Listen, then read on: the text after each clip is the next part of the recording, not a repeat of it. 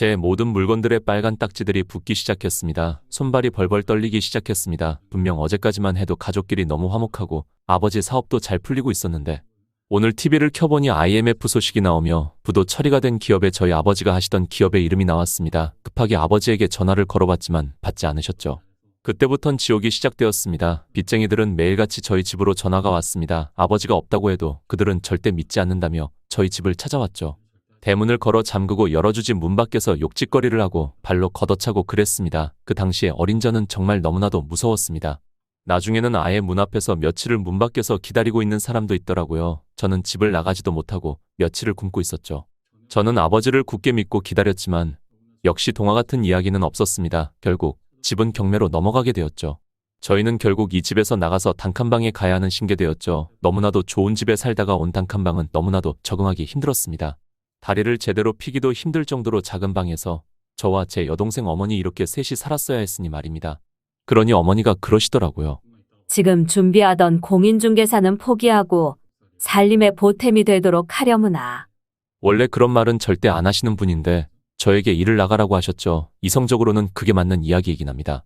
하지만 저는 절대 공인중개사의 꿈을 포기할 수는 없었습니다. 저는 부동산 컨설턴트가 되는 것이 꿈이었으니까요. 지금 강남은 말도 안 되게 저평가를 받고 있습니다. 게다가 IMF로 인해 현재 가격이 말도 안 되게 낮아졌죠. 주변에서는 아직도 저 가격을 주고 아파트를 왜 사냐고 말들을 하고 있지만 그건 그들의 큰 착오였죠.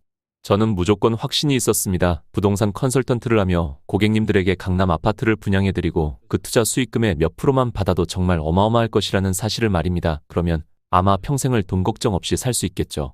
그럼에도 어머니는 저에게 끊임없이 강요를 하셨지만 저는 듣지 않고 제 길을 걸어갔습니다. 그러자 다른 남자와 살림을 차려서 저와 제 여동생을 버리고 나가셨습니다. 이때부터는 정말 지옥 시작이었죠. 그 단칸방도 어머니의 돈으로 월세를 내고 있던 곳이었기에 저희는 그곳을 비워야만 했습니다. 먹는 것도 제대로 먹지 못하고 항상 동냥을 하고 다녔어야 했죠. 그때마다 쏟아지는 멸시의 시선들. 혹여나 쌀을 주더라도 그들은 아주 저희를 깔보는 눈빛으로 보곤 했었죠. 자신들이 베푸는 처지에 있다는 알량한 우월감 말입니다. 이렇게 근근히 살아가야 하는 지금 상황이 너무 원망스럽기도 했죠. 왜 나한테만 이런 가혹한 일이 일어나는 것인가. 정말 세상을 원망하기도 했지만 다 소용이 없었죠. 저는 그때 결심했습니다. 그 누구에게도 아쉬운 소리를 하지 않아도 될 정도로 돈을 정말 많이 벌겠다고. 정말 많이요. 하지만 그 바람과 달리 현실은 시궁창이었죠. 결국 월세도 제대로 내지 못하고 쫓겨나게 되었습니다. 가난은 죄가 아니라고요? 제가 겪은 바로는 가난은 죄가 맞았습니다. 결국 저와 제 여동생은 정말 땡전 한 푼 없이 사회에 내던져지게 된 것이었죠. 오빠, 우리 이제 어떻게 해? 제 여동생이 고사리같이 작은 손으로 제 손을 꼭 잡으며 말하는데 정말 너무 괴로웠습니다. 오빠만 믿어. 오빠가 어떻게든 할 테니까. 역시 오빠야. 오빠는 나만의 슈퍼맨이야. 동생 앞에서 어른인 척은 했지만 사실 그 당시에 저도 너무 힘들었습니다. 하지만 여동생 앞에서 눈물을 보일 수는 없었죠. 그래서 항상 밤에 화장실 한켠에 박혀서 울고는 했었죠. 하지만 그 센 척도 이제 슬슬 한계에 봉착했습니다. 수중에 있는 돈이라고는 10,000원 남짓했죠. 이걸로 서울에 제대로 된 월세집을 구할 수도 없었습니다. 구하려고 찾아가면 저와 제 여동생을 보고서는 완전히 못 볼 걸 봤다는 듯한 마치 벌레를 본 듯한 인상을 짓곤 했었죠. 하지만 아랑곳하지 않고 최대한 부탁을 드렸지만 죄다 거절당했습니다. 제 정신도 슬슬 한계에 봉착하기 시작했죠. 정말 다 포기하고 싶었습니다. 정말 다 내려놓고 떠나고만 싶었죠. 어느덧 이제 정말 마지막 한 집이 남아있는 상태였습니다. 전단지에 적혀있는 대로라면 이 근방에서 가장 싼 하숙집이었죠. 하지만 지금 제 수중에 있는 돈으로는 그것마저도 무리일 것입니다. 여기서도 쫓겨날 게 너무 분명했죠. 사실상 결과는 너무 뻔했죠. 동화 같은 이야기가 없다는 건 너무 뼈저리게 느꼈으니 말입니다. 그래도 마지막으로 한 번만 해보자는 심정으로 저는 대문을 두드렸습니다. 이번에도 안 되면 그냥 다 포기하려는 심정으로요. 이내 안에서 슬리퍼 소리가 들리며 한 여성분께서 대문을 열며 나오시더라고요. 저는 그녀를 본 순간 머리가 백지장 마냥 하얘졌습니다. 순간적으로 내가 여기에 온 목적을 잃을 정도로 너무 예뻤습니다. 저는 넋놓고 그녀를 멍하니 쳐다볼 수밖에 없었죠. 조금 지나 정신이 들었을 때 아차 싶었죠. 여성분을 이렇게 빤히 쳐다보는 건 대단한 신뢰가 맞으니까요. 죄송합니다. 저는 황급히 고개를 숙이며 말했죠. 그런데 그녀가 말이 없더라고요. 제가 고개를 들어서 그녀를 쳐다봤는데 왜인지 그녀는 저를 오묘한 표정으로 쳐다보고 있었습니다. 그 표정의 의미가 무엇인지는 모르겠지만 이전까지는 제가 한 번도 본 적 없던 오묘한 표정이었습니다. 제 허벅지를 꼬집어서 정신을 간신히 차리고서는 말했죠. 다름이 아니라 여기 주인 아주머니 좀 불러주실 수 있을까요? 이렇게 예쁘시고 어린 분이 주인 아주머니일 리는 없으니 말입니다. 아마 하숙집에서 지내시는 여성분 같았죠. 그러면 나한테 말하면 되겠네요. 네? 대체 무슨 소리인지 싶었죠. 주인 아주머니가 아니라 자기한테 말하면 된다니 제가 도통 이해가 안 된다는 표정을 짓자 그녀가 배시시 웃으며 그러더군요. 제가 여기 하숙집 아주머니 딸이거든요. 그녀가 환한 미소를 지으며 말하는데 정말 너무나도 아름다웠죠. 정말 살면서 봤던 여자 중에서 제일 예뻤습니다. 제 절망적인 상황마저 순간 잊어버릴 정도로요. 하지만 저 미소도 금방 경멸의 표정으로 바뀌겠죠. 저는 겨우 10,000원이라는 돈으로 하숙집 생활을 하려고 하는 처지이니까요. 그것도 저뿐만 아니라 제 여동생도 같이요. 차마 말이 나오지 않았습니다. 이번 집이 안 되면 저는 정말 끝이었거든요. 제가 주먹을 꽉 쥐고서 아무 말도 하지 못하는 걸 그녀가 보자 웃으며 말하더군요.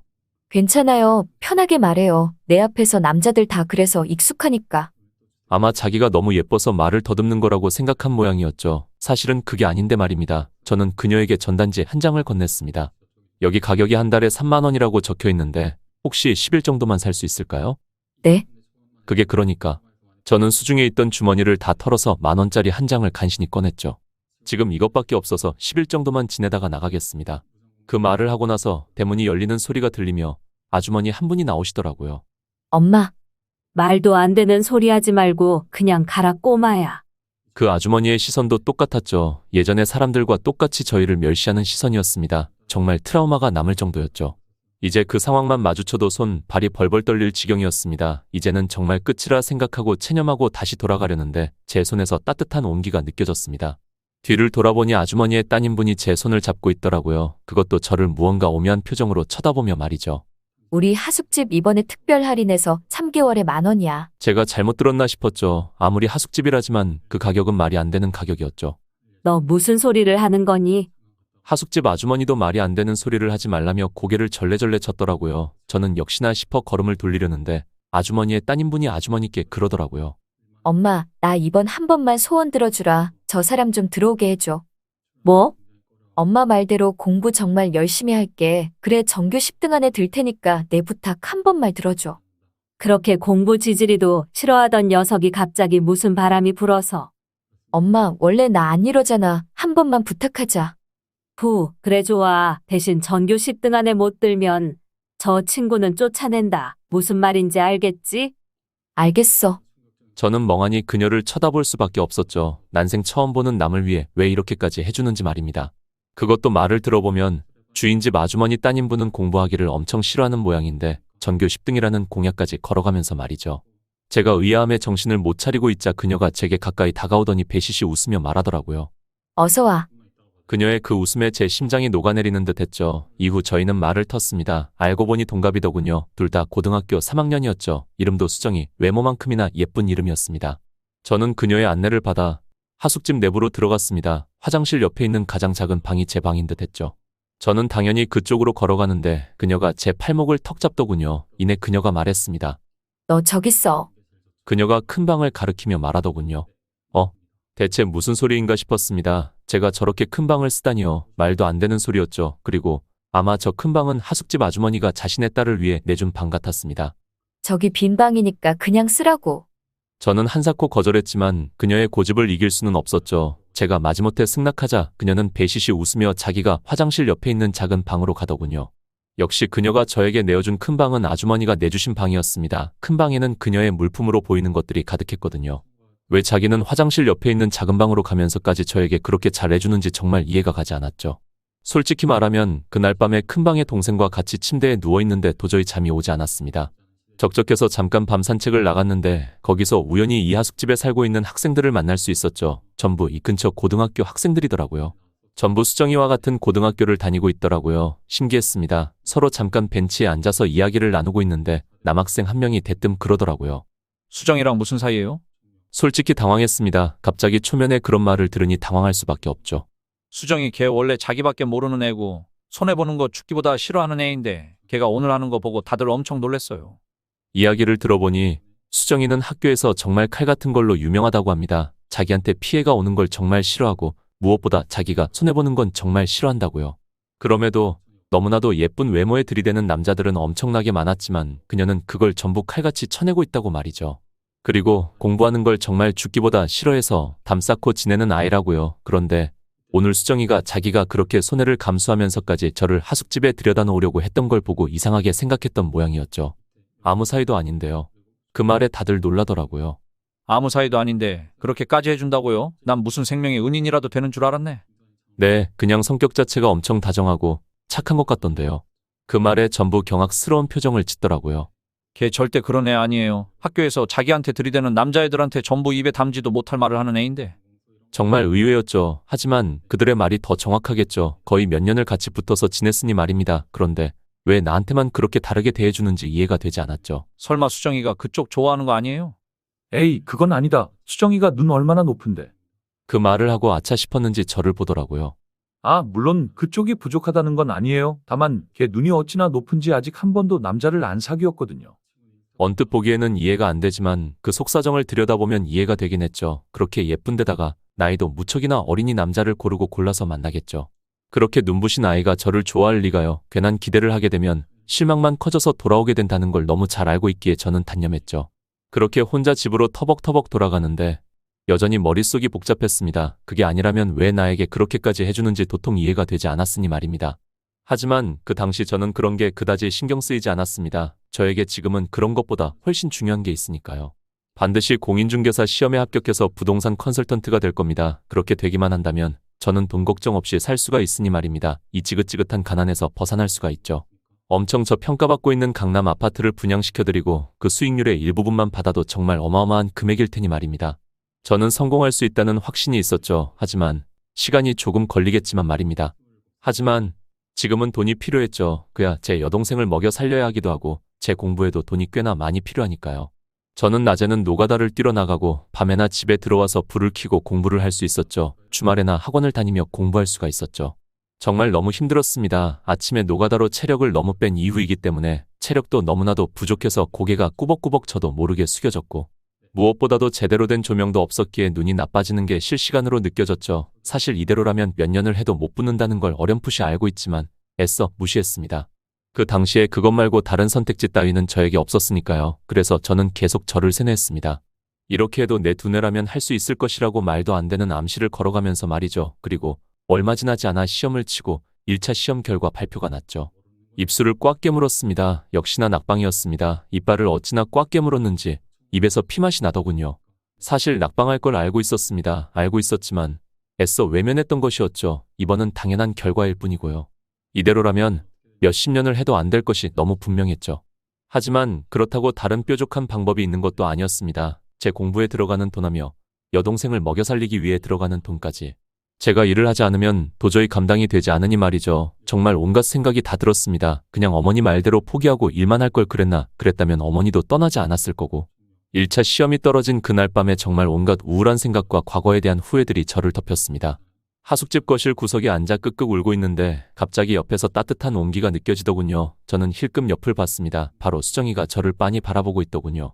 무슨 일 있어? 솔직히 말하면 지금 제 힘든 상황을 누구에게라도 말을 하고 싶었습니다. 길 가는 사람을 붙잡고서라도 말입니다. 그러면 이 힘든 걸 이해해 줄 사람이 있지 않을까 하면서요. 그러면 아주 제 마음이 나아질 것 같았거든요. 하지만 그건 불가능하다는 걸 일찍이 깨달았죠. 아버지 회사가 IMF로 부도 처리가 나고 주변에 힘들다고 토로해봤지 돌아오는 것은 알량한 우월감이 담긴 위로거나 비아냥뿐이었죠. 슬픈 건 나눠봤자 어차피 저에게 안 좋기만 한 것이었죠. 처음에는 너무 힘들었지만 이제 이것도 익숙해졌는지 그럭저럭 견딜만 해지더군요. 그렇게 웅크려서 1시간 정도 울었죠. 이제 슬슬 갔겠지 싶어 옆을 봤는데 아직도 수정이가 있더군요. 힘든 일 있으면 나한테 말해. 내가 도와줄게. 그녀가 고사리만한 손을 내밀며 말하더군요. 저도 모르게 픽 웃었습니다. 자기도 미성년자이면서 뭘 어른인 척 하는 건지. 나한테 말해봐. 내가 특별히 들어줄게. 어차피 너 여기서 나가면 아예 남남이잖아. 하긴 그런 말도 있긴 했죠. 왜 여행지에서 만난 사람에게는 평소에 하지 못하던 말을 하고 그러지 않습니까? 어차피 다시 만날 일이 없기에 평소에 보던 사람에게는 말하지 못하는 말을 할 수 있는 것처럼요.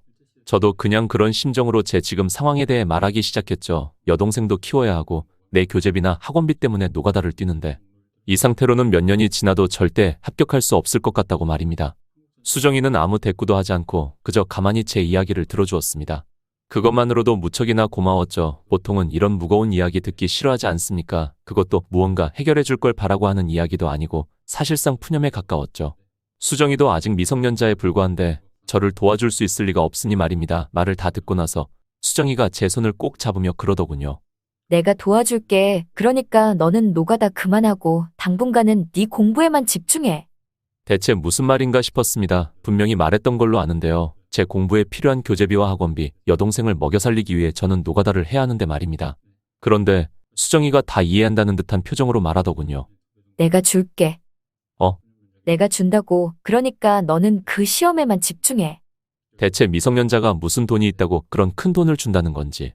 이렇게 힘든데 장난을 치는 수정이가 솔직히 미웠습니다. 그런데 수정이의 표정을 보고 장난이 아니라는 걸 깨달을 수 있었죠. 그녀의 표정은 상당히 진지했습니다. 솔직히 말하면 미성년자인 네가 그 돈을 어떻게 준다는 건지 물어보고 싶었지만 물어볼 수 없을 정도로 말입니다. 내일 네 방에 놔둘 테니까 오늘은 들어가서 푹 자. 오늘 많이 힘들었겠다. 제 어깨를 두드려주고서는 화장실 옆에 있는 작은 방으로 들어가더라고요. 물론 너무 고맙긴 했지만 그저 그 나이 때 아이들이 하는 허세라고 단순하게 생각하고 넘겼죠. 그런데 정말 다음날 일어나 보니 제 방문 앞에 거금의 돈이 들어있더라고요. 대체 이게 뭔가 싶어서 수정이가 있는 방 문을 두드렸는데 수정이는 어딘가로 갔더라고요. 정말 고민이 너무 많이 되었습니다. 내가 이 돈을 정말 써도 되는 건지, 아무리 수정이라도 이렇게 큰 돈은 엄청난 희생이 필요했을 텐데. 하지만 그 당시에는 그런 걸 전혀 생각하지 않기로 했죠. 저는 그 돈을 바탕으로 정말 공부에만 열심히 매진할 수 있었습니다. 아침에 눈을 뜨면 책을 펴고 밤에 눈이 감길 때 즈음에는 책상에 엎드려 자는 일상의 반복이었죠. 정말 너무 힘들었지만 견딜만 했습니다. 예전에 힘들었던 것에 비하면 이까짓 것쯤은 아무것도 아니거든요. 정말 공부 말고는 아무 생각도 들지 않을 정도로 온 신경이 거기에만 집중되었죠. 그 결과 저는 공인중개사 1차 시험에 합격할 수 있었죠.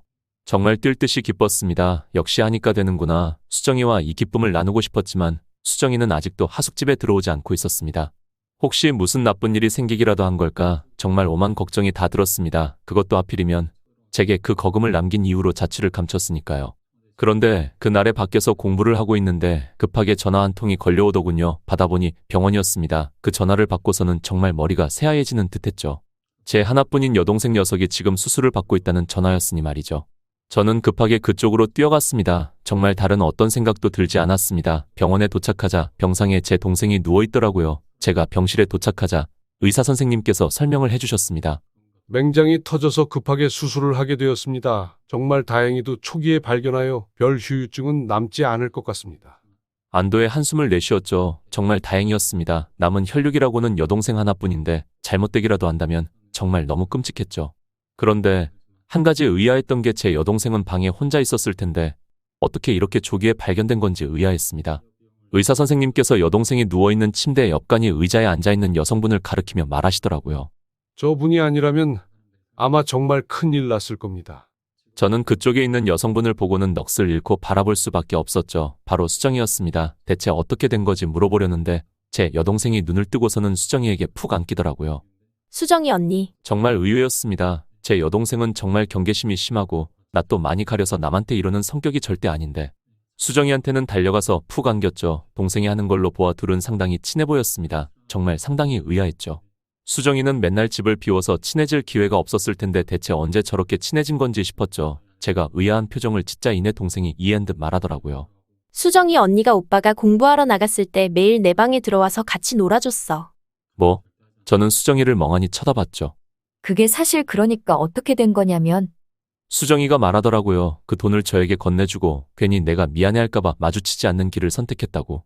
일부러 밤에는 본가에서 자고 시간 될 때마다 제 여동생 방에 찾아와서 같이 놀아주고 그랬다고요. 생각해보면 아직 여동생이 혼자서 지내기에는 너무나도 어렸죠. 하지만 사실 저는 애써 그걸 무시했습니다. 그것까지 신경 쓴다면 합격을 못할 것이 분명했으니 말입니다. 그런데 수정이는 그것까지 생각해주고 정말 너무나도 고마웠죠. 대체 왜 이렇게까지 해주는 건지 너무나도 고마운 사람이었습니다. 내가 대체 뭐라고 저렇게까지 해주는지 그때 여동생이 말하더라고요. 언니 그냥 말한다? 응? 뭐를? 그거 말이야. 그 말을 듣고서 수정이가 무언가 생각하는 듯 하더니 황급히 고개를 젓더라고요. 안 돼. 뭐 그러면 늙어 죽을 때까지 말 안 할 거야? 오빠 잘 들어. 수정이 언니 오빠 좋아해. 저는 정말 머리가 백지장 마냥 하얘질 수밖에 없었죠. 수정이같이 완벽한 애가 저를 좋아한다니요. 그저 여동생의 짓궂은 장난이겠거니 하고 수정이를 봤습니다. 그런데 그녀가 저를 바라보는 눈빛이 평소와 달랐습니다. 한 번도 연애를 해보진 않았지만 저는 그 눈빛의 의미를 이해할 수 있었죠. 그렇게 떨리는 눈빛으로 저를 보는데 어떻게 그걸 모를 수가 있겠습니까? 마음 같아서는 당장이라도 사귀고 싶다고 하고 싶었습니다. 그야 이렇게 예쁘고 어린데다가 제 여동생에게까지 이렇게 잘해주는데 어떻게 저도 마음이 없겠습니까? 하지만 지금은 그럴 수가 없었죠. 지금은 공인중개사 시험 합격이 더 급하니까 말입니다. 수정이에게 잠깐 복도해보자고 하고 나와 있는데 얼마 지나지 않아 수정이도 이쪽으로 왔습니다. 오랜만에 봐서 그런지 예전보다 훨씬 예뻐졌더라고요. 정신을 차리기 힘들 정도로요. 이런 여자를 지금은 거절해야 한다는 사실이 정말 마음이 아팠지만 어쩔 수 없었죠. 저는 크게 심호흡을 내쉬고서는 말했습니다. 조금만 기다려줘. 수정이는 그 말을 듣고서는 한참 동안이나 멍하니 있더니 이내 고개를 끄덕이며 말했습니다. 응, 당연하지. 대신 약속해. 뭘? 꼭 성공해서 나 데리러 오겠다고. 그녀가 배시시 웃으며 새끼손가락을 내밀며 말하는데 그 모습이 정말 너무나도 아름다웠습니다. 당연하지. 그 뒤로 저는 정말 공부에만 미친 듯이 매달렸습니다. 공인중개사 시험은 몇 번이나 볼 수 있지만 강남 아파트를 이제 슬슬 주목하는 사람들이 생기기 시작했거든요. 반드시 이번 시험에 합격해서 제가 먼저 싹쓸이를 해야만 합니다. 그래야만 하죠. 반드시. 시험 준비도 순조로웠습니다. 모의고사에서 거의 만점을 연달아 받고 있었죠. 이대로라면 합격을 따놓은 당상이었습니다. 그렇게 평소처럼 공부를 끝내고 하숙집에 돌아왔는데 원래 주인 아주머니가 아니라 전혀 다른 분이 계시더라고요. 대체 뭔가 싶어서 물어봤는데 그러시더라고요. 주인 아주머니가 저번에 저랑 수정이랑 있는 걸 우연히 보게 되었다고요. 그런데 그 약속하는 장면까지 보게 되었다고. 주인 아주머니께서는 그게 너무 마음에 들지 않으셨다고, 자기 딸이 저같이 부모도 없고 중졸인 녀석과 미래를 약속하는 게 너무 싫다고요. 그래서 저와 수정이가 만나는 걸 아예 봉쇄해버리기 위해서 아예 이 하숙집을 다른 사람에게 팔고 먼 곳으로 이사를 갔다고요. 수정이도 처음에는 안 가려고 발악을 했지만 무슨 힘이 있겠습니까? 당장 부모님 지원이 없으면 먹고 살 수도 없는 미성년자에 불과한데 말입니다. 결국 수정이는 부모님의 결정에 따라 먼 곳으로 이사를 갈 수밖에 없었다고 말이죠. 정말 정신이 아득해졌죠. 사실 제가 성공하려고 했던 건 이 지독한 가난에서 탈출하려고 했던 것이었지만 어느 순간부터는 조금 바뀌었습니다. 수정이와 행복한 미래를 그리기 위해서로 말이죠. 저는 수정이가 어디로 갔는지 물어봤지만 주인분도 모르겠다고 하시더라고요. 그때 저는 이를 악물었습니다. 반드시 성공해서 주인 아주머니께 수정이와 어울리는 짝으로 인정을 받겠다고 말이죠. 그 결과 저는 이전보다 훨씬 공부에 몰입할 수 있었고 결국 공인중개사 2차 시험에 합격할 수 있게 되었습니다. 저도 드디어 어엿한 공인중개사가 된 것이었죠. 정말 뛸 듯이 기뻤습니다. 이 기쁨을 수정이와 나누고 싶어 저는 수정이가 있는 곳을 수소문했죠. 그리고 얼마 지나지 않아 수정이가 있는 곳을 찾을 수 있었습니다. 평창동에 엄청난 대저택에 있더라고요. 아무리 수정이 집안이 부유하다지만 이건 불가능하다 싶어 자세히 알아보기 시작했죠. 그리고 정말 충격적인 결과를 알 수 있었습니다. 수정이의 어머니는 수정이를 엄청나게 부잣집에 돈을 주고 팔아버렸던 거였죠. 그것도 꽤나 나이 많은 사업가한테 말입니다. 주인 아주머니가 원래 이득을 중요시하는 건 알고 있었지만 이건 정말 너무하다 싶었죠. 수정이의 행복은 전혀 고려하지 않고 완전히 자기의 이득을 위해서만 한 선택이었으니 말입니다. 수정이에게는 이게 효도라고 가스라이팅을 하고 있더라고요. 내가 너를 키우는데 돈이 얼마나 들었는지 아냐면서, 그리고 오히려 이게 너도 좋을 거라며 저랑 같이 하는 미래는 가난밖에 없다면서 엄마한테 고마워해야 할 일이라며 온갖 망언들을 쏟아내더라고요. 수정이도 처음에는 반항했지만 너무나도 완고한 고집에 이제는 수긍한 듯 했습니다.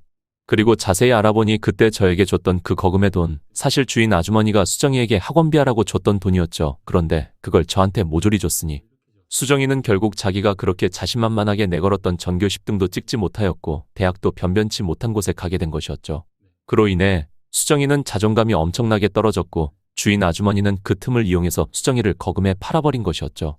정말 마음이 너무 무거웠습니다. 어떻게 보면 그건 제 책임도 크니까 말입니다. 그런데 저쪽 안에서 큰 소리가 들리더군요. 네가 할 줄 아는 게 뭐야? 미미하네요. 어휴, 진짜 반반하고 어린 거 빼고 아무것도 없네. 제발 머리 좀 채우고 살자. 제발, 응? 네, 죄송해요. 목소리를 들어보니 수정이었죠. 수정이가 저런 취급을 받고 산다니 정말 화가 머리끝까지 나더군요. 당장이라도 쳐들어가고 싶었습니다. 하지만 지금으로서는 불가능합니다. 오히려 주거 침입으로 제가 신고를 당할 테니 말이죠. 그리고 무엇보다 주인 아주머니가 쓴 계약서가 문제였습니다. 지금 시대였다면 불가능하겠지만 그 당시에는 가능했던 계약서들이 있었죠. 엄청나게 불공정한 조항들이 있었습니다. 수정이와 저 인간의 결혼식은 3년 뒤에 예정되어 있었죠. 만약 어긴다면 몇십억에 달하는 위약금을 물어야 하는 조항도 있고요. 수정이는 마음이 여려서 어머니에게 피해가 되는 짓은 못할 게 분명하죠. 그걸 알고서 주인 아주머니가 파고든 것 같았습니다. 정말 당장 달려가서 멱살이라도 잡고 싶었지만 그건 정답이 아니었죠. 제가 해야 할 일은 정말 돈을 엄청나게 많이 버는 것뿐이었죠. 원래라면 회사에 들어가려고 했지만 포기했습니다. 회사에 들어가서는 큰 돈을 벌 수도 없고 무엇보다도 제 관점을 많은 사람들이 알게 될 테니 말이죠. 자고로 정보라는 건 아는 사람이 적을 때 가치를 지니는 거죠. 회사에 들어가게 된다면 제가 왜 강남 아파트를 그렇게 추천하는지 일일이 다 보고를 해야 하는데, 그렇게 된다면 그 회사 사람들 전부 고객님들에게 강남 아파트를 추천하게 될 것이고, 그러면 제가 먹는 파이는 극히 줄어들게 되니까요. 그리고 회사에서 아무리 일을 잘해봤자 결국 그 회사를 키워주는 꼴밖에 되지 않았죠. 제게 온전히 모든 과실이 떨어지게 하기 위해서는 제 회사를 제가 차려야만 했습니다. 그렇게 저는 그간 모아왔던 모든 돈을 모아서 창업을 했죠. 대출도 있는 대로 받았습니다. 저는 정말 자신이 있었거든요. 반드시 성공할 거라는 자신감이 말입니다. 지금 강남 아파트의 진정한 가치를 아는 사람은 저밖에 없다고 봐도 무방하니 말입니다. 그렇게 대출도 전부 땡겨서 부동산 컨설턴트 회사를 차렸는데 제 생각과는 너무 다르게 흘러갔습니다. 사람들이 제 회사에 전혀 찾아오지 않았거든요. 하필이면 그때가 2004년 즉 정부에서 고강도 부동산 정책이 잇따라 펼쳐지고 있을 때여서 투자 심리도 많이 위축되었고, 무엇보다 아예 경력이 없는 공인 중개사인 저에게 큰 거금을 맡길 사람은 아무도 없었던 것이었죠. 혹여나 찾아오는 사람들이라고 해도 강남 아파트를 투자할 돈은 없고 작은 원룸 하나 투자할 사람들 뿐이었고요. 그분들도 너무 소중하지만 그걸로는 현재 건물의 대출금을 다 갚을 수도 없었죠. 그렇게 점점 적자의 폭은 깊어가기 시작했습니다. 정말 좌절스러웠죠. 분명히 그렇게 수정이에게 성공해서 데리고 가겠다고 호언장담을 했는데 성공은커녕 대출금도 못 갚아서 폐업을 하게 생겼으니 말이죠. 저는 마지막 줄기라도 잡는 심정으로 부동산 투자에 관심이 많은 사람들의 모임에 참여했습니다. 인터넷 카페에 그런 게 엄청 많더군요. 그곳이라면 제 진가를 알아보고 투자를 할 사람들이 많을 거라고 생각했거든요. 그런데 예상과 달리 그곳은 저 같은 업자들로 드글드글 하더군요. 전부 어떻게든 손님 한 명을 물려고 혈안이 난 사람들 뿐이었습니다. 그러다 보니 카페에 일반 회원분들은 서서히 나오지 않기 시작했고 결국 이 꼴이 된 것이었죠.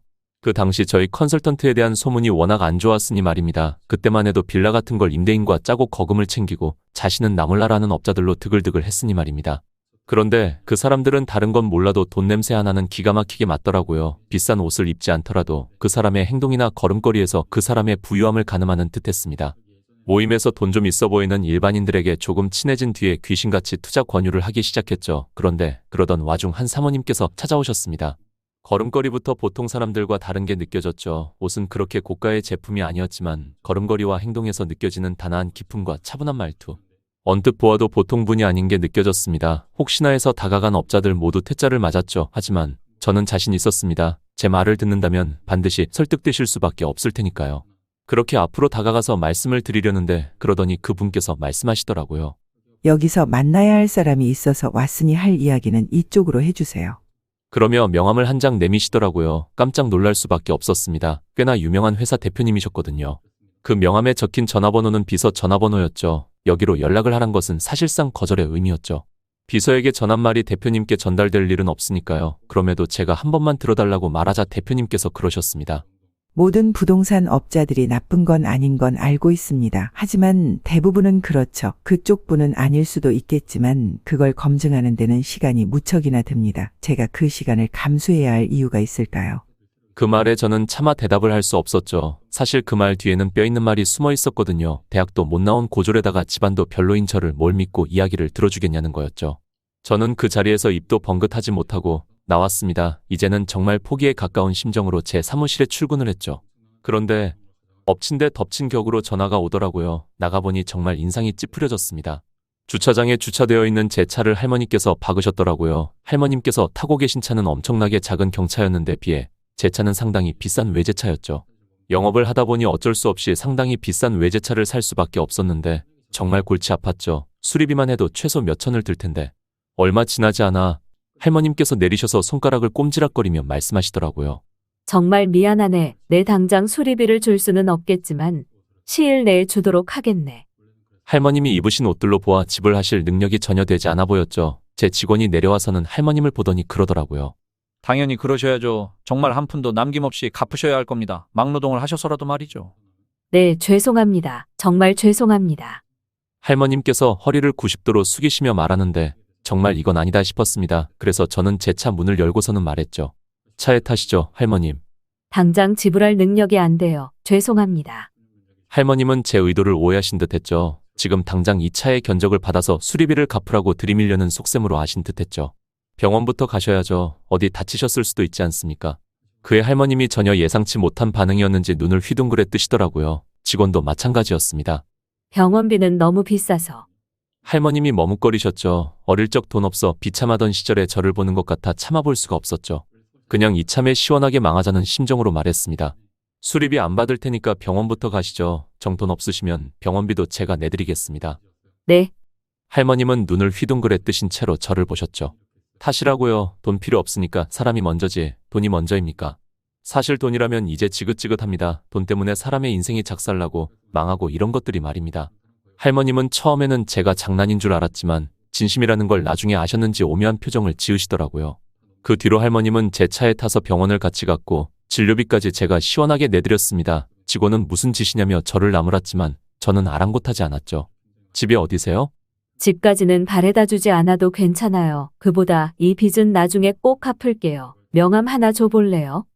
지금 나를 도와주려면 엄청나게 많은 돈이 필요할 텐데 그렇다고 그걸 말하는 건 진짜 사회성이 없는 거죠.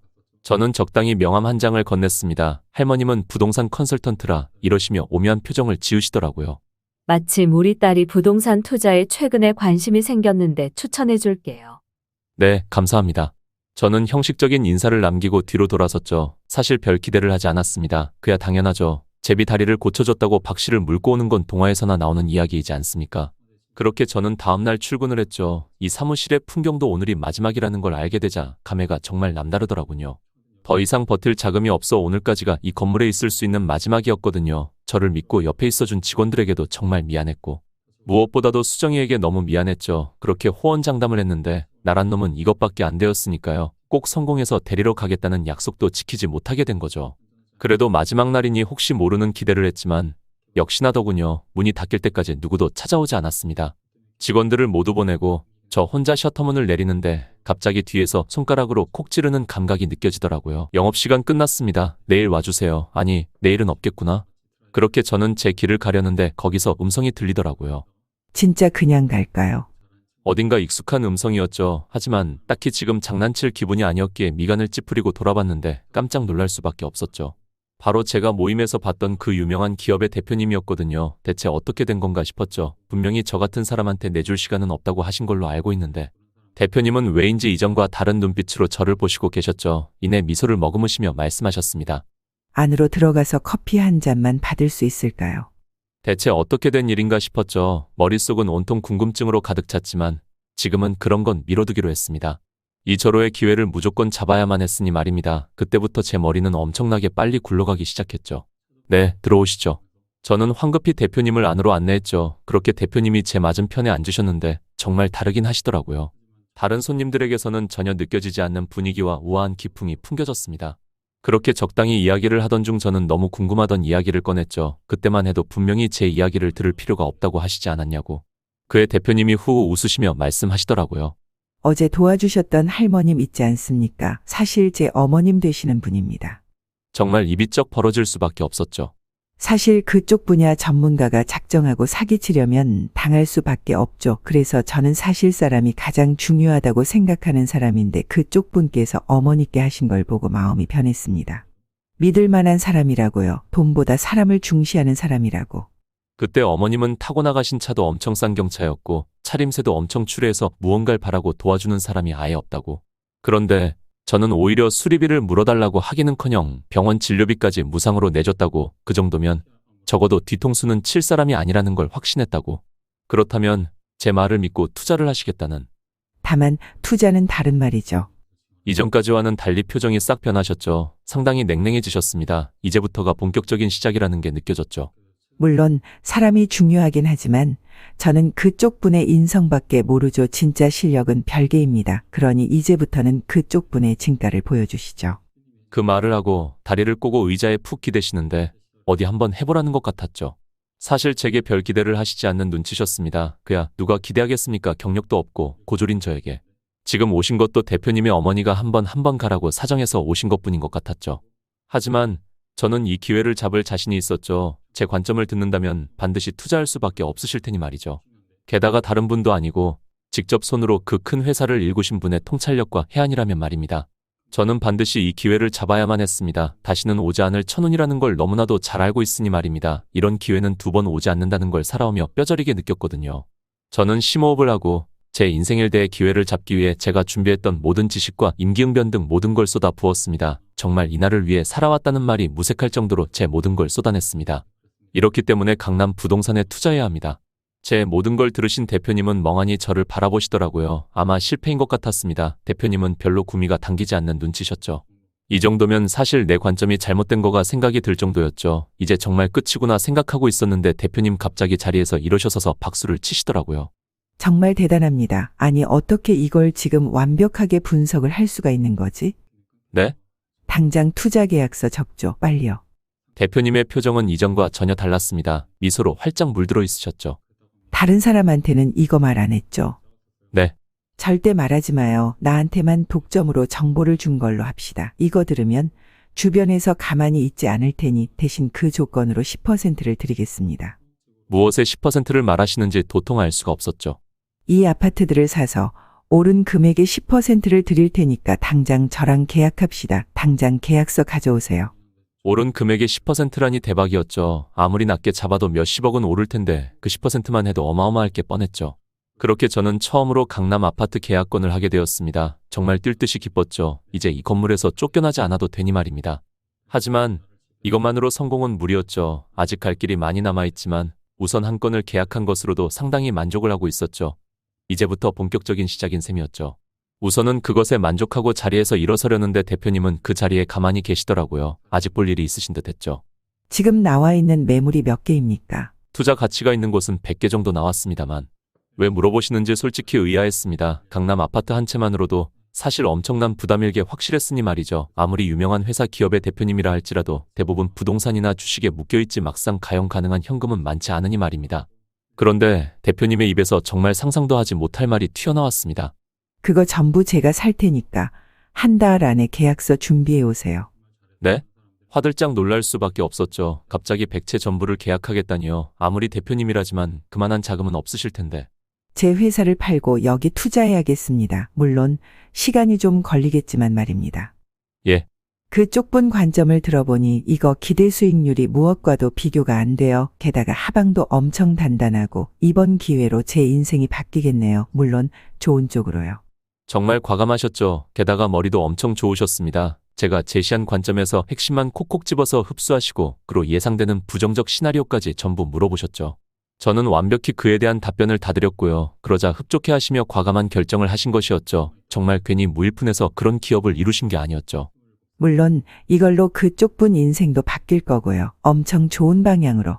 정말 괜히 유명한 기업의 대표가 되는 게 아니라는 걸 뼈저리게 느꼈죠. 정말 며칠이 지나고 TV를 켜보니 그 회사는 매각되었고 저는 그분과 100채에 가까운 계약을 맺을 수 있게 되었죠. 그렇게 계약서를 다 쓰자 이제서야 안심하셨는지 온화한 표정을 지으시며 말씀하시더라고요. 이제 몇 년만 지나면 몇백억대 부자가 될 건데 뭐 하고 싶어요?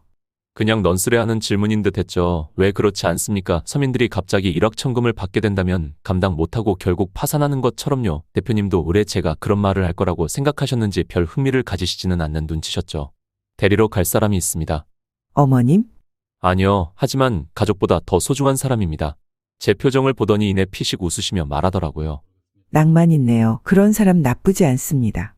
그 말을 끝으로 대표님은 자리를 뜨셨죠. 그리고 정말 그로부터 몇 년 지나지 않아 강남 아파트는 말도 안 되게 폭등을 했죠. 오른 분의 10%만 받은 것임에도 불구하고 정말 말도 안 되는 금액이 제 통장에 꽂혔습니다. 이전에는 정말 꿈도 꾸지 못할 돈을 만질 수 있게 되었죠. 이전에는 정말 꿈도 꾸지 못하던 호화로운 집에 살면서 평생 꿈에만 그리던 슈퍼카도 몰아봤지만 별 감흥이 들지 않았죠. 사실 저는 그런 거에는 전혀 관심이 없었습니다. 제가 해야 할 건 딱 하나였죠. 그때 약속했던 것처럼 수정이를 데리러 가는 것. 정말 길고도 너무 길었죠. 이제서야 데리러 갈 수 있게 되었습니다. 저는 수정이가 살고 있는 집 대문을 두드렸죠. 아직도 거기 그대로 살고 있더라고요.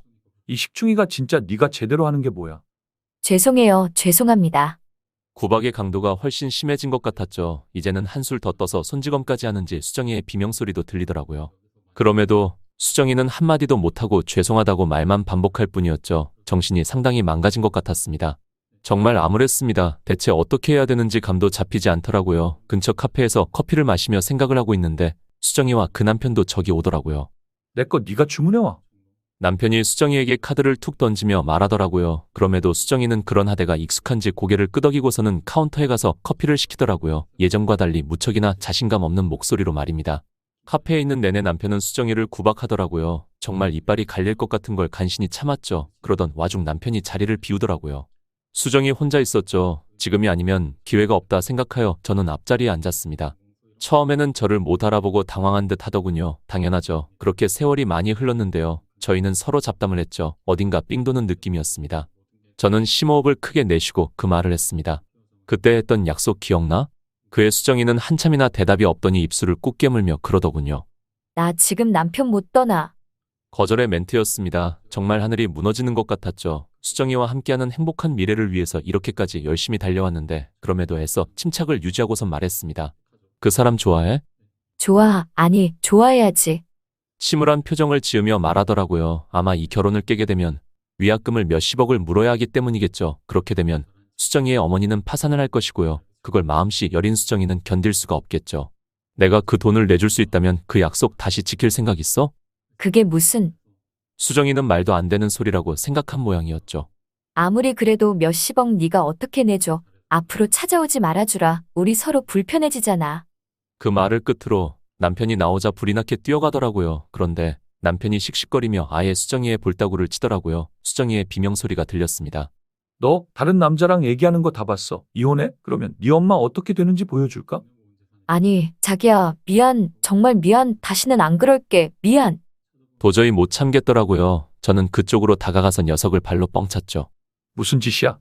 녀석이 저를 이글거리는 눈빛으로 보며 말하더군요. 당장이라도 저를 잡아먹을 듯한 기세였죠. 저는 녀석은 아랑곳하지 않고 수정이를 바라보며 말했습니다. 너 정말 저 사람 좋아해? 그의 수정이가 한참 동안이나 고민하는 듯 하더니 이내 입술을 꽉 깨물며 말했습니다. 그럴 리가 없잖아. 그거면 됐어. 그럼. 녀석이 일어나서 눈을 부라리더군요. 아마 수정이 기둥서방 되는 모양인데 너 때문에 제 인생이 어떻게 파탄나는지 잘 봐. 계속 수정이를 이혼으로 협박을 하더군요. 수정이는 꼼짝도 못하고 벌벌 떨기 시작하더라고요. 남편이라는 사람이 항상 저런 식으로 수정이를 휘둘러 왔던 게 눈에 뻔히 보였죠. 그래서 제가 말했죠. 계좌번호 불러. 계좌번호 부르라고. 그딴 몇십억 가지고 사람 인생 쥐락펴락하는 게 재밌냐? 그의 녀석이 피식 웃으며 말하더라고요. 꼴에 기둥서방이라고 여자 앞에서 폼 잡고 싶은 건 알겠는데 몇십억이 무슨 개 이름인 줄 아니? 1억은 있고. 시끄럽고 빨리 계좌번호나 불러. 그래, 지금 당장 입금하면 나도 소송 안 걸고 깔끔하게 이혼해 줄게. 그럴 리는 없겠지만. 녀석은 정말 계좌번호를 불러주더라고요. 아마 수정이 앞에서 보여주고 싶었던 거겠죠. 네 기둥서방이 이렇게 능력 없고 약한 사람이라는 걸. 보냈어. 확인해봐. 그의 녀석이 피식 웃더라고요. 수정이도 저를 걱정 가득한 눈빛으로 바라봤죠. 그런데 정말 뱅킹 알림음이 들리더라고요. 녀석이 그 휴대폰을 확인하고서는 새하얗게 질린 얼굴로 저를 보더라고요. 너 대체 뭐야? 입이 쩍 벌어진 채로 저를 봤죠. 저런 반응이 당연하긴 합니다. 한 번에 몇십억 단위를 이체한다는 건 아예 사는 세계가 다르다는 거니까요. 그건 알 필요 없고 네가 깔끔하게 이혼한다고 했지? 녹음도 해놨으니 발뺌할 생각은 하지 말고 수정이는 데려간다. 수정이와 저는 근처 카페로 갔죠. 수정이는 어안이 벙벙한 표정을 지으며 말하더라고요. 대체 뭐가 어떻게 된 거야? 몇십억을 정말 네가 보냈어? 그에 저는 고개를 끄덕였죠. 분명히 약속했잖아. 성공해서 너 데리러 간다고. 그 뒤로 저는 지금 수정이와 만나기까지 어떻게 살아왔는지를 말했죠. 그러니까 나랑 같이 새 출발하자. 비록 늦었지만 어때? 그의 수정이는 입술을 꾹 깨물고서는 저를 한참 동안이나 쳐다보더니 말하더라고요. 미안. 좀 생각할 시간이 필요해. 그 말을 끝으로 수정이는 자리를 일어서더라고요. 얼마 지나지 않아 마음이 정리가 되었는지 문자 한 통이 왔습니다. 내가 그렇게 힘들게 얻은 건데 그걸 냉큼 올라타는 건 너무 죄책감이 든다고요. 무엇보다 자신이 그런 걸 누릴 만한 가치 있는 사람이 아니라고 하더라고요. 이게 정말 그녀의 선택이라면 존중해주고 싶지만 지금 수정이는 정상적인 상황이 아니었죠. 몇 년 동안 그녀의 어머님과 남편 때문이 하는 가스라이팅 때문에 자존감이 무척이나 떨어진 상태입니다. 그렇다고 그냥 무대포처럼 밀고 나가자니 그것도 좀 아닌 것 같고 만약 여러분들이라면 어떻게 하시겠습니까? 사연이 올라가고 댓글들을 참고하여 결정을 할 예정입니다. 구독을 눌러주셔야 사연자분의 뒷이야기가 올라왔을 때 알림을 받아서 보실 수 있습니다.